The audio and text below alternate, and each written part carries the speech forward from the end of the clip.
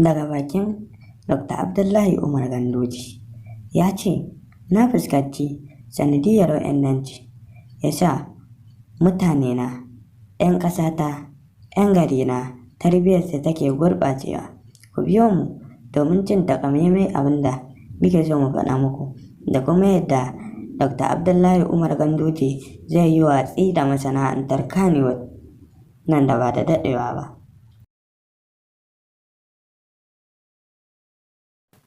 Arewa Plus.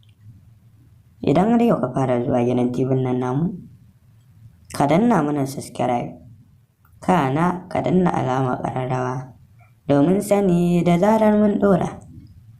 Idan kuma dama tun can kai ma abokin shigowa ne, sai ka danna mana like, ka haɗa da yi mana sharing, sannan ka yi mana comment.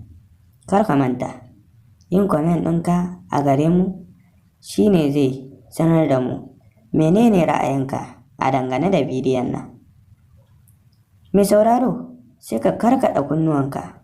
Kamar yadda kuka sani, gidan TV nan namu yana ɗaya daga cikin gidan TV masu kawo muku sahihan labarai.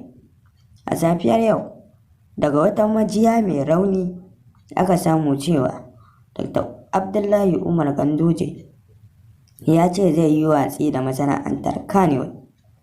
Sai dai da muka tuntuɓi ta bakin Dr. Abdullahi Umar Gandoji, ya ce shi bai san hakan ta faru ba, sannan ya tabbatar da cewa wannan maganar ba daga bakinsa take faruwa ba daga bakinsa ta fito ba.